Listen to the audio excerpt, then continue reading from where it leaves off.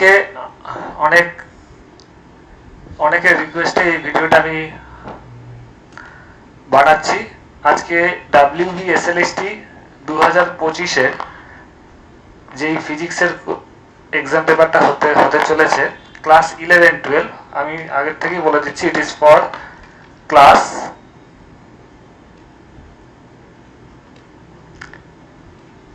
11-12। যেখানে আছে সেই তার ইম্পর্টেন্ট কোশ্চেন্স, প্রিভিয়াস ইয়ারে কি কি এসেছিল, প্রিভিয়াস ইয়ারে কি কি কোশ্চেন এসেছিল এবং এই বছর কি কি আসতে পারে সেটা কিন্তু বলছি। যেমন জাস্ট আমি একটু স্ক্রিনে দেখতে পাচ্ছেন, ডান দিকে আমি দিয়েছি এই কোশ্চেনটা, that is question number 11। Question number just a minute 11, এটা কিন্তু গতবার এসেছিল। Very interesting question.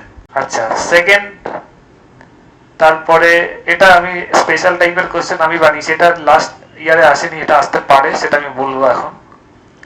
তারপরে এটাও আসতে পারে।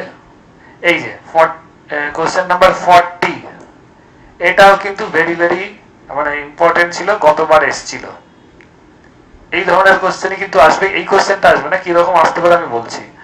কোশ্চেন নাম্বার 40 তোমরা লাস্ট 2016 SLST তে দেখবে এই কোশ্চেনটা এসেছিল, এটা সেই পেপারটাই আছে, এই পেপারটা।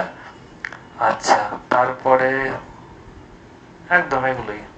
আর এই যে দেখতে পাচ্ছে, এইগুলো আমি বলেই দিচ্ছি, এগুলো কনসেপ্ট, এটা কনসেপ্ট, এটা হচ্ছে লাস্ট 10 ইয়ার, লাস্ট 10 বলছি, গত বছর SLST তে এসেছিল। তারপরে এই কোশ্চেন নাম্বার 40টা এসেছিল। তো এই ভিডিওতে আমি কি কি কোশ্চেন এই বছর আসতে পারে তার বিভিন্ন শর্টকাট ট্রিক্স আমি বলবো। Very very important. অনেকেই রিকোয়েস্ট, তোমাদের একটা আইডিয়া হবে তাহলে ক্লাসগুলো কিরকম হচ্ছে, ঠিক আছে? তো যাই হোক, আমি স্টার্ট করছি ফার্স্ট পার্টটা দিয়ে। এটা একটা আমি জুম করছি। তো দেখতে পাচ্ছ এখানে ল্যাগ্রাঞ্জিয়ানের যে কনসেপ্টটা আছে, সেখানে বেসিক্যালি আমরা দেখতে পাচ্ছি এই কনসেপ্ট দিয়েই কিন্তু গতবার একটা কোশ্চেন এসেছিল। ল্যাগ্রাঞ্জিয়ানের দু ধরনের ফর্মুলা তোমাদের জানতে হবে, একটা হচ্ছে ল্যাগ্রাঞ্জিয়ান ইকুয়েশন, আরেকটা হচ্ছে ফর্মুলা। দুটোই ভেরি ভেরি ইম্পর্টেন্ট। গতবার কিন্তু ইকুয়েশন দিয়ে, এই যে ইকুয়েশনটা দেখতে পাচ্ছ তলায়, সেটা দিয়ে এসেছিল। তো এখানে ল্যাগ্রাঞ্জিয়ান ইকুয়েশন যেটা আছে সেটা হচ্ছে del L del Q dot, দেখতে পাচ্ছ এখানে del L del Q dot dgt of del L del Q dot minus del L del Q is equal to 0। তো এখানে Q ডটটা কি, কিউটা কি না, কিউটা হচ্ছে জেনারেলাইজড কোঅর্ডিনেট। কিউটা হচ্ছে জেনারেলাইজড কোঅর্ডিনেট। আমি ইকুয়েশনটা লিখছি, হোয়াইট বোর্ডে দেখতে পাবে। তো যেটা আছে Lagrangian equation, ddt of del L del Q dot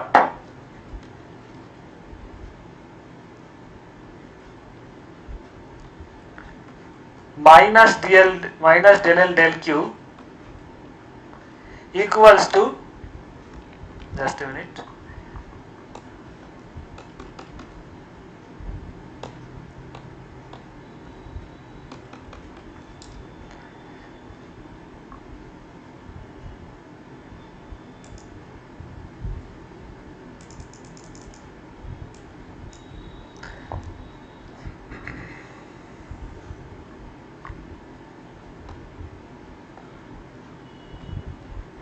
minus এখানে ইরেজারটা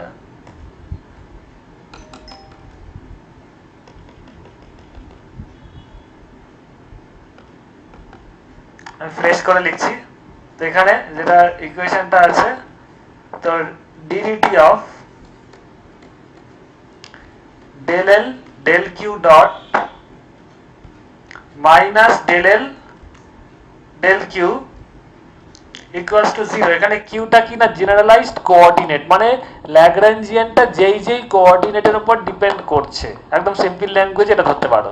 সো কিউটা হচ্ছে জেনারেলাইজড কোঅর্ডিনেট, এখানে দেখো লিখে দিয়েছে generalised coordinate. Q is a generalised coordinate. আর কিউ ডটটা কি, জেনারেলাইজড ভেলোসিটি, মানে কিউটা যদি তোমার সাপোজ ডিসপ্লেসমেন্ট হয় তাহলে কিউ ডটটা ভেলোসিটি হবে। তো জেনারেলাইজড ভেলোসিটিস কিউ ডটটা ধরতে পারো। তো এখানে ইকুয়েশন থেকে দেখো আমরা একটা সিম্পল কনসেপ্ট জানি যে যে কোনো কনস্ট্যান্টের ডেরিভেটিভ 0 হয়। তো এখানে যদি কিউটা এমন কোনো কোঅর্ডিনেট যেটা কিনা এল এ নেই, ল্যাগ্রাঞ্জিয়ানে সেই কোঅর্ডিনেটটা নেই, সেটাকে সাইক্লিক কোঅর্ডিনেট বলা হয়। তো যদি এই তোমার এই পরের পিডিএফটা আমি দেখাচ্ছি, এই যে সাইক্লিক কোঅর্ডিনেটের ফর্মুলা, তো এমন কোনো কোঅর্ডিনেট যেটা কিনা ধরতে পারো জেনারেলাইজড নয়, মানে ল্যাগ্রাঞ্জিয়ানটা যেই কোঅর্ডিনেটের উপর ডিপেন্ড করছে না সেটাকে এখানে বলা হয়, দেখতে পাচ্ছ, সাইক্লিক কোঅর্ডিনেট। সাচ কোঅর্ডিনেট এ জেনারেলাইজড কোঅর্ডিনেট কিউ যে ল্যাগ্রাঞ্জ দেখতে পাচ্ছ ডান দিকে, Lagrangian does not contain some coordinate, যদি কোনো কোঅর্ডিনেট থাকে না তাহলে ল্যাগ্রাঞ্জিয়ান, তাহলে সেটাকে সাইক্লিক কোঅর্ডিনেট বলবে। তার মানে সিম্পল কথায় সেই কোঅর্ডিনেটের উপর ল্যাগ্রাঞ্জিয়ানটা ডিপেন্ড করছে না, তাহলে সেই ক্ষেত্রে কি হবে, ডেল এল সেই কোঅর্ডিনেটটার জন্য ডেল এল ডেল কিউ 0 হবে, because that is not depending, এলটা তার উপর ডিপেন্ড করছে না। তাহলে সেই ক্ষেত্রে তার মানে সেটা আমি সাইক্লিক কোঅর্ডিনেট, এবার আমি সাইক্লিক কোঅর্ডিনেটের জন্য ফর সাইক্লিক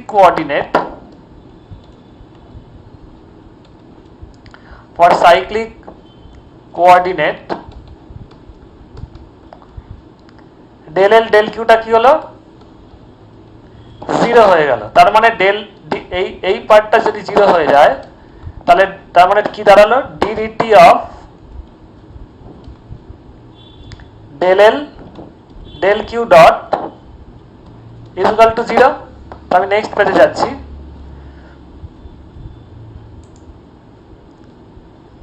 তার মানে DDT of del L del Q ডটটা 0 হলো, তার মানে DDT of del L del Q dot 0 হলো। এবার মনে রাখবে, এটা আগে নিশ্চয়ই জানো, del L del Q dot is equal to P. P মানে মোমেন্টাম, যেখানে আমি দেখাচ্ছি এখানে আছে, ওই যে this implies that P is generalised momentum, মানে কিউ এর করসপন্ডিং, এটা অনেকেই জানো যে জেনারেলাইজড কোঅর্ডিনেট আছে কিউ, তার করসপন্ডিং মোমেন্টামটা যদি পি হয়, if p is the generalized momentum corresponding to q, so del l del q dot is p, এটা সবাই জানো। তার মানে for any cyclic coordinate এই del l del q dot এর জায়গায় p লিখে দিতে পারি, এটা ভেরি কমন কোশ্চেন।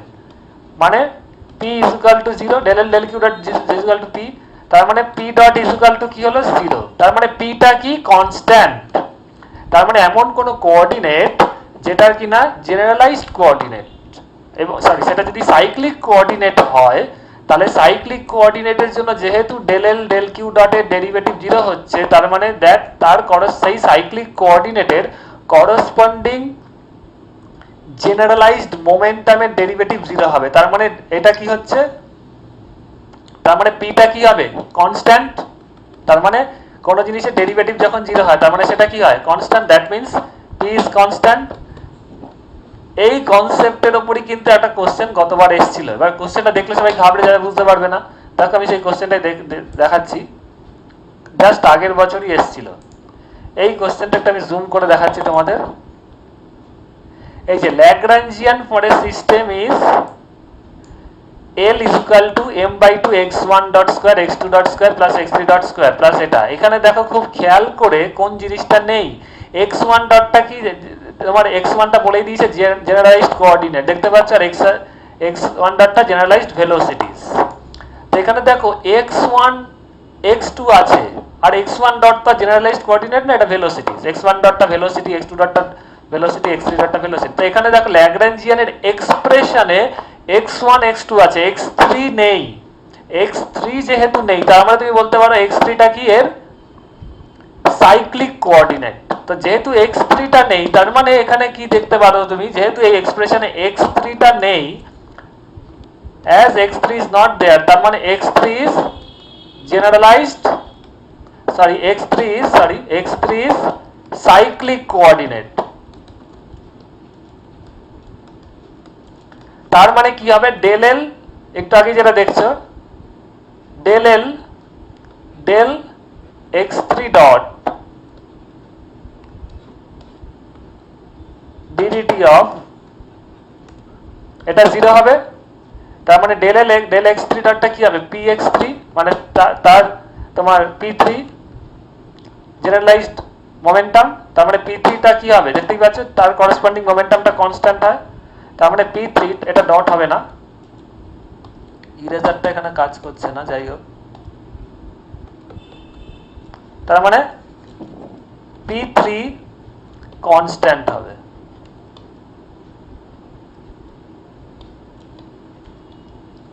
ক্লিয়ার? এটাই দেখো কতবার এসেছিল, তাহলে অ্যান্সারটা কি হবে, যেহেতু x3, তার মানে অপশনগুলো দেখো, p1 মানে জেনারেলাইজড মোমেন্টাম, এটা হবে না, p2 না, p3 is constant. Very conceptual question এসেছিল, এই ধরনেরই কোশ্চেন আসবে, ঠিক আছে? তো এইখানে সাপোজ যদি x2 টা থাকতো না, আমি কোশ্চেনটা একটু ঘুরিয়ে দিচ্ছি, এবার আমি লিখছি সেম কোশ্চেন, আমি একটু চেঞ্জ করে দিচ্ছি, এটা আসতেই পারে। ধরো এরকম একটা expression, l is equal two m/2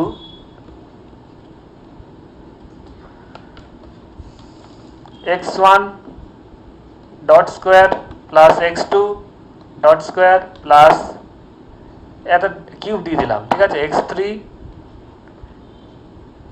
cube plus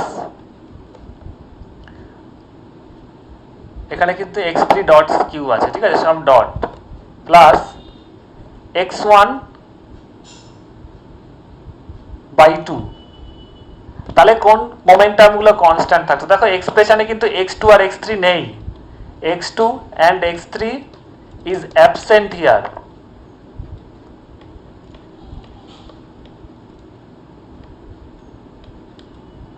so x1 R x3 কি হতো, জেনারেলাইজড সাইক্লিক কোঅর্ডিনেট। তো সাইক্লিক কোঅর্ডিনেট যেহেতু হতো, তার মানে তার করেসপন্ডিং মোমেন্টাম গুলো কনস্ট্যান্ট হতো, তার মানে এই ধরনের যদি কোশ্চেন আসে, তার মানে বলতে পারতে p2 তার করেসপন্ডিং জেনারেলাইজড মোমেন্টাম হতো p2 and p3, এই দুটোই কিন্তু কনস্ট্যান্ট হতো। Clear all of you? এটা কিন্তু আসতেই পারে এই ধরনের কোশ্চেন, একদম কনসেপচুয়াল ডিরেক্ট কোশ্চেন। তো এই পার্টের কোশ্চেনটা তোমাদের গেলে সাইক্লিক কোঅর্ডিনেট দিয়ে একটা কোশ্চেন আসতেই পারে, একদম বেসিক লেভেলের, এটা কিন্তু বুঝলেই করতে পারবে। আচ্ছা, এইবার এটা তো গেল, এইবার Lagrangian of N earth system, very interesting. এটা কিন্তু কোনো গত বছর কোথাও আসেনি, এটা আমার পার্সোনাল নোটস থেকে আমি দিয়েছি, একটা বইয়ের আছে। তো এই কোশ্চেনটার উত্তর কি হবে, এটা কিন্তু কোনোবার আসেনি, আসতেই পারে এই ধরনের কোশ্চেন, এবার এটা দেখলেই সবাই ঘাবড়ে যাবে। ল্যাগ্রাঞ্জিয়ান, আবার এটা কিন্তু এমন একটা কোশ্চেন যেখানে দেখতে পারবেন যে ল্যাগ্রাঞ্জিয়ান মানে ক্লাসিক্যাল মেকানিক্স এবং গ্র্যাভিটেশনকে কম্বাইন করে দেওয়া হয়েছে। তো what will be the correct answer? তো এখানে দেখো,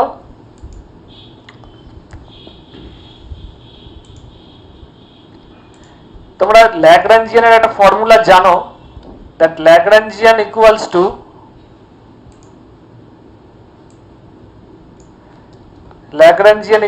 টু t মাইনাস v।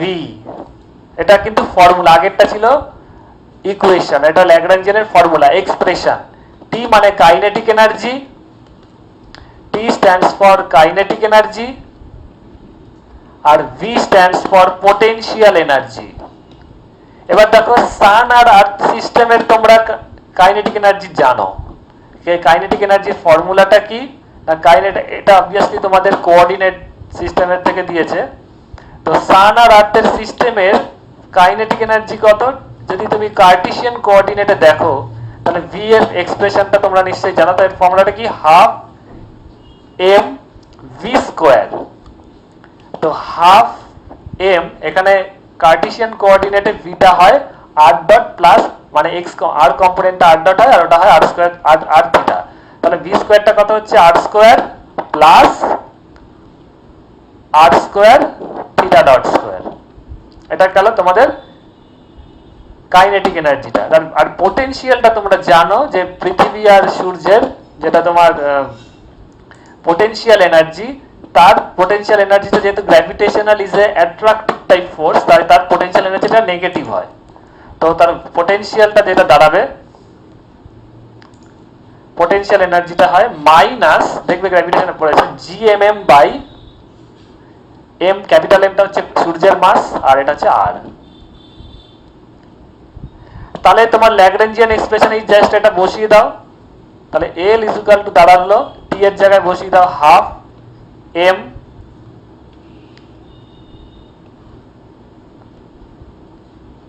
আর square plus R dot square theta dot square minus T minus B beta already minus তাহলে minus of GMM by R তাহলে মাইনাসে মাইনাসে প্লাস হয়ে যাবে তাহলে এল দাঁড়াবে half of this plus GMM by R তো correct answer will be the D option clear এটা আসতেই পারে এই ধরনের কোশ্চেন তো এটা হ্যামিল্টনিয়ান এটা তোমরা করবে 43 নম্বরটা না বুঝতে পারলে আমাকে বলবে যারা আমার কাছে করছো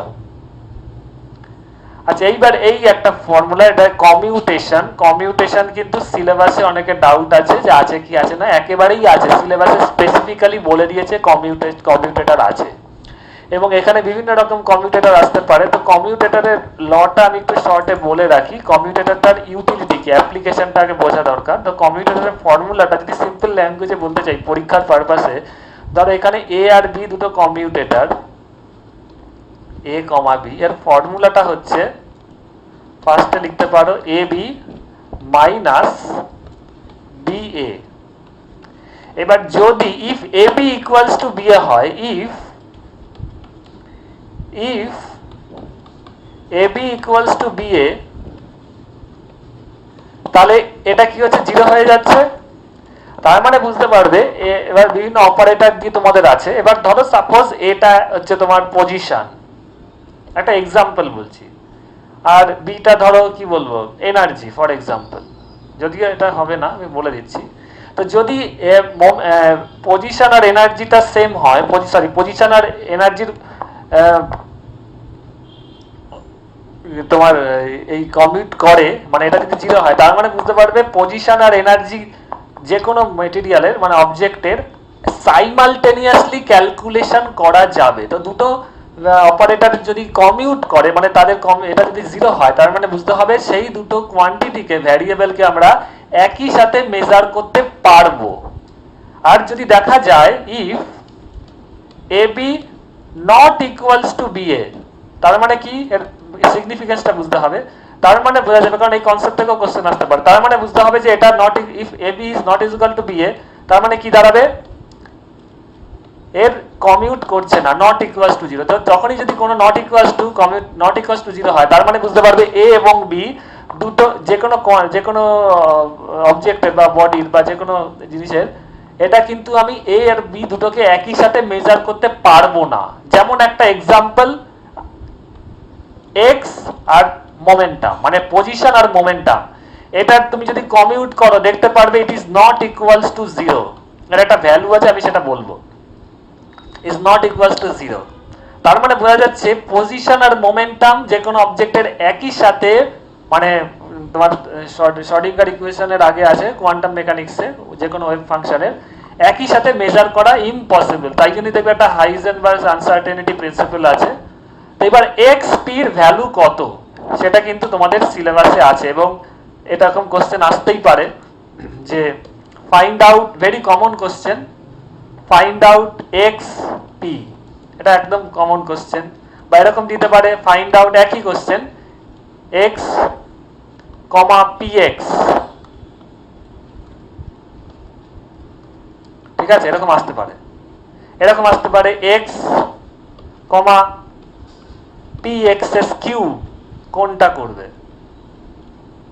বড় বড় ডেরিভেশন তো দেখো এখানে বুদ্ধি করে এগোতে হবে একদম শর্টকাট ট্রিক্স যেটার জন্য তোমরা বলছিলে এটা একটা one of the very good example of shortcut tricks এখানে দেখো এক্সপ্রেশনটা ভালো করে x px dot x px to the power n এর ভ্যালুটা বার করা হয়েছে কোথায় গেল হ্যাঁ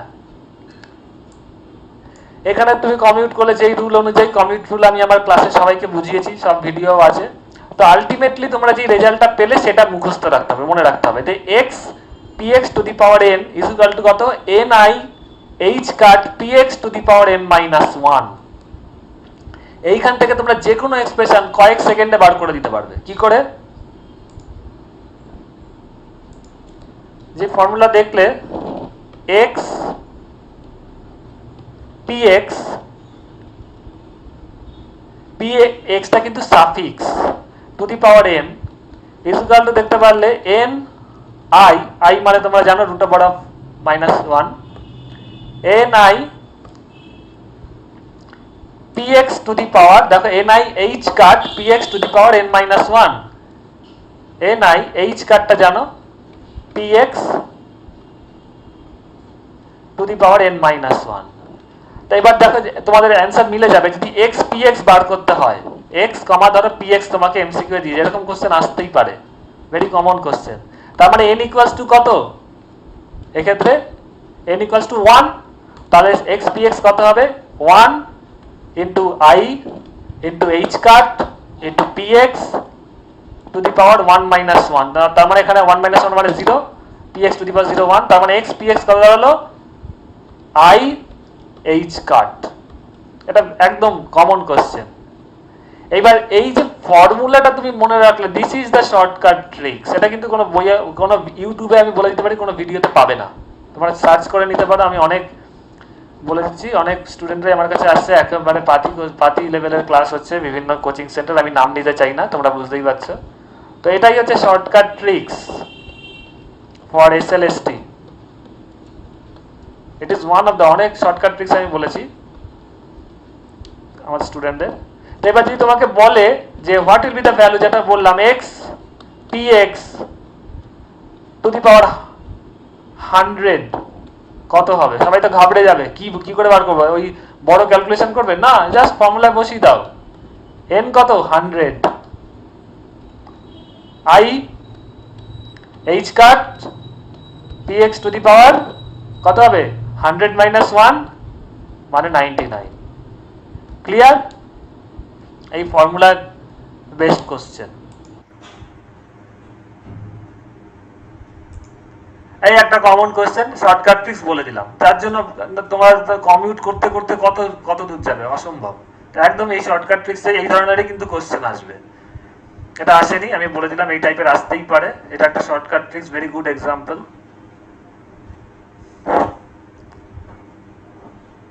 এরপরে এটা very good example quantum mechanics, আজকে আমি ক্লাসিক্যাল কোয়ান্টামে বলছি। এইটা কিন্তু গতবারই এসএলএসটি তে এসেছে, 40 নম্বরের কোশ্চেনটা দেখতে পারো, ডাইমেনশন বার করতে, এটা কিন্তু কোনো বইয়েই পাবে না, ঠিক আছে, এক্সপ্লেনেশনটা সেরকম ভালো বই নেই। Dimension of quantum mechanical wave function, এটা কত, এই বছর কি আসতে পারে সেটাও আমি বলবো এরপরে। তো সাই আর টি যেটা ওয়েভ ফাংশন বলা হয়, সেটার ডাইমেনশন বার করতে দিয়েছে। তো এটা দেখো ভেরি ইন্টারেস্টিং, এটার জন্য আমাদের নরমালাইজেশনটা জানতে হবে, বিশাল কিছু না। নরমালাইজেশন মানে কি, তোমাকে সাই আর টি ডাইমেনশন বার করতে দিয়েছে, ভেরি ডিফিকাল্ট মনে হচ্ছে। তো আমরা জানি যদি সাই আর টি হয়, নরমালাইজেশন কি বলছে, সাই স্কোয়ার, সাই স্কোয়ার বা সাই স্টার সাই দুটাই লিখতে পারো, একই ব্যাপার। তো আমি একদম সোজাটা দিয়ে দেখাচ্ছি, আর কমা টি, নরমালাইজেশন কি বলছে, total probability for a given volume is 1, আর ডিভি ইকুয়ালস টু 1, এটাই তো নরমালাইজেশন। সবাই দেখবে যে কোনো নেটেই এই ভিডিওটা পাবে, কিন্তু এর সলিউশন পাবে না হয়তো, কি করে আসছে এটা সাই স্কোয়ার, এটা হচ্ছে এসএলএসটি 2016 কিন্তু এসেছিল, এই বছর কি আসতে পারে সেটাও বলবো। তো সাই স্কোয়ার মানে প্রবাবল, সাই স্কোয়ার আর T dV is equal to 1, তো ডান দিকটা 1, এবার ডিভি মানে কি ভলিউম, তার মানে এর ডাইমেনশন কি হবে এল কিউব, ভলিউমের ডাইমেনশন এল কিউব, তার মানে সাই স্কোয়ার, এখানে তো আমার ডাইমেনশন অ্যানালিসিস করতে হবে, সাই স্কোয়ার আর টি ইজ ইকুয়াল টু কি হবে 1/l কিউব, ডাইমেনশন যদি দেখি আমি ডাইমেনশন বার করছি, এবার তাহলে সাই এর ডাইমেনশন কি হবে, সাই এর ডাইমেনশন হবে স্কোয়ার রুট, মানে এটাকে তুমি লিখতে পারো l টু দি পাওয়ার -3 সাই স্কোয়ারের ডাইমেনশন, তাহলে সাই এর ডাইমেনশন কি হবে, এটা যদি আর টি লেখো এটা হবে l to the power -3/2 square root করো, so this will be your answer. তো এরকম বেসিক লেভেলের কোশ্চেন তো দেখতে পারবে, একটা অপশন আছে l to the power -3/2, option A will be the correct answer. Okay, তো এটা ছিল। এইবার এই বছর কি কোশ্চেন আসতে পারে, প্রবাবল এই ডাইমেনশন দিয়ে তো এটা দেবে না, তো সেটাই আমি তোমাদের একটা প্রবাবল বলছি, যেমন কয়েকটা আমি আলোচনা করে দিয়েছি অলরেডি ক্লাসিক্যাল মেকানিক্স থেকে। আজকে ক্লাসিক্যাল আর কোয়ান্টিমার কিছু আমি হিন্টস দিচ্ছি। তো যেমন নাকি তোমাদের আগের স্লাইডে যে কোশ্চেনটা আমি আলোচনা করলাম, এসএলএসটি তে এটা দিয়ে আসতে পারে, ইম্পর্টেন্ট এসএলএসটি। এগুলো কিন্তু কোনো ওয়েবসাইটে তোমরা পাবে না, বলেই দিচ্ছি, দেখে নেবে। ইউটিউবে সব বড় বড় কোচিং সেন্টার জানো অনেক ওয়ালা আছে, আমি পুরো নামটা বললাম না, দেখে নেবে, পাবে না। বিলো স্ট্যান্ডার্ড ক্লাস হচ্ছে এসএলএসটি 2005 এর জন্য ইম্পর্টেন্ট।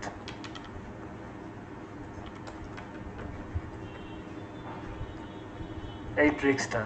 আচ্ছা, তারপরে দেখছি আর কি করালাম। এটা তো এটা বুঝলাম। এইটাও ভেরি ভেরি ইম্পর্টেন্ট, এই যে তোমাদের গ্র্যাভিটেশনের যেটা করলাম, পুরো ক্লাসটারই রেকর্ডিং তোমরা স্ক্রল করে পেছনে দেখে নেবে, এটা ভেরি ভেরি ইম্পর্টেন্ট, ঠিক আছে। এটাও কিন্তু এসএলএসটি 2025 এর জন্য ভেরি ভেরি ইম্পর্টেন্ট, এই ধরনের কোশ্চেন।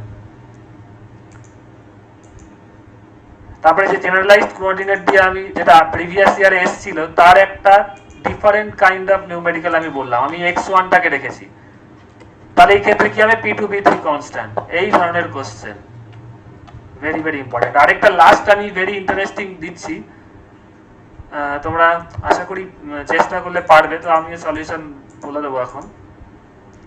তোমাকে ধরো বললো ফাইন্ড, এটা কিন্তু কোথাও পাবে না ইউটিউবে, বলেই দিচ্ছি, ফাইন্ড ডাইমেনশন অফ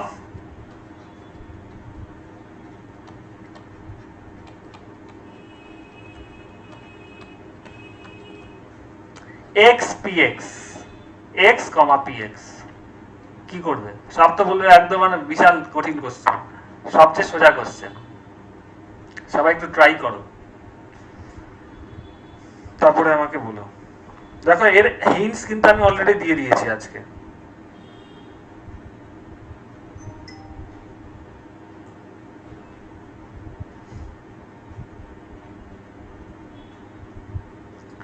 দেখো একটু আগেই দেখেছো xpx এর ইকুয়ালস টু কত দাঁড়ালো, তোমরা যদি দেখো ওই ফর্মুলা দিলাম, IH কার্ড দাঁড়িয়েছে। তাহলে এইখান থেকে তোমরা জানো h cut is equal to h by 2 pi, সেটা আমি আর লিখছি না, h কাটের সাথে h এর কি রিলেশন, প্লাঙ্ক কনস্ট্যান্ট তোমরা জানো, h বাই 2 পাই মানে h এর ডাইমেনশনটা h কাটের সেম ডাইমেনশন হবে। তো h এর ডাইমেনশনটা তোমাদের এই ক্ষেত্রে মনে রাখতে হবে, আর কিছু না। তো সেই ক্ষেত্রে তোমরা দেখবে, সবাই একটু ট্রাই করো, তারপর আমি অ্যানসারটা বলছি। h এর ডাইমেনশনটা মনে রাখবে, m h বাই h কাটের একই ডাইমেনশন হবে, তো h এর ডাইমেনশন হচ্ছে ml square t to the power -1। তার মানে এর ডাইমেনশন কি হলো, i এর তো কোনো ডাইমেনশন নেই, ডাইমেনশন লেস i, তাহলে m h এর h কাটের ডাইমেনশন কি, m l স্কয়ার, এটা ই হয়ে যাচ্ছে দাঁড়াও, m l square t to the power -1, এটা হচ্ছে h কাটের বা h এর ডাইমেনশন। তাহলে xpx এর ডাইমেনশন তাই হবে, what will be the dimension, m l square t to the power -1। তো যদি বলতো ক্লাস করতে চাও আমাকে জানাবে, কারণ এখন একদম শেষের দিকে আছে, অনেকেই জয়েন করে নিয়েছে, সিট একেবারেই ফাঁকা নেই, খুব একটা দুটো আছে, তো স্পেশাল কেসে আমি করাচ্ছি। তো বেকার যদি তোমরা করতে চাও এখানে ওইসব জায়গায় টাইম নষ্ট না করে, তাহলে আমাদের কন্ট্যাক্ট নাম্বার সব দেওয়া আছে, সেখানে যোগাযোগ করে নেবে। ভেরি ফিউ সিটস আর লেফট, অলরেডি যারা বলে রেখেছে তারাই ক্লাসটা করতে পারছে। তোমরা যদি ইন্টারেস্টেড থাকো তাহলে ফোন করে আমাকে জানাবে, কারণ এই ধরনের কোশ্চেনে কিন্তু আসবে। এবার কিন্তু নর্মালি যেটা তোমাদের কেভি বা সেন্ট্রাল লেভেলের টিচার টেস্ট হয়, সেগুলোতে কিন্তু সব 11-12 এর কোশ্চেন আসে ম্যাক্সিমামই, জেই বা নিট, কিন্তু অনার্স লেভেলের কিন্তু শুধুমাত্র ওয়েস্ট বেঙ্গল WBSLST থেকে আসতে পারে, এবং এগুলো সিলেবাসে আছে, এগুলো কিন্তু ধরে রাখতে পারো আসতেই পারে। যেমন কয়েকটা 2-3টে কোশ্চেন আমি স্যাম্পল প্রিভিয়াস ইয়ারেরই বলে দিলাম, তো এই ধরনের কোশ্চেন আসবেই আসবে। এই ধরনের কোশ্চেন যদি প্র্যাকটিস না করো তাহলে কিন্তু র্যাঙ্কটা অটোমেটিক্যালি পিছিয়ে চলে যাবে, কারণ তোমরা জানো অলরেডি অনেক কিছু হয়ে গেছে, 10 নাম্বার এক্সপিরিয়েন্সের অনেকে পেয়ে যাবে, অনেকে পাবে না। তো যদি ক্র্যাক করতে হয় আমাদের কিন্তু যে কটা কোশ্চেন আছে রিটিন টেস্টে 95% এন্ড অ্যাবাভ স্কোর করতেই হবে, এবং যদি 95% অ্যাবাভ স্কোর করতে চাও তাহলে এই ধরনের কোশ্চেন প্র্যাকটিস করতেই হবে, কোনো অল্টারনেটিভ নেই। ওকে, থ্যাংক ইউ।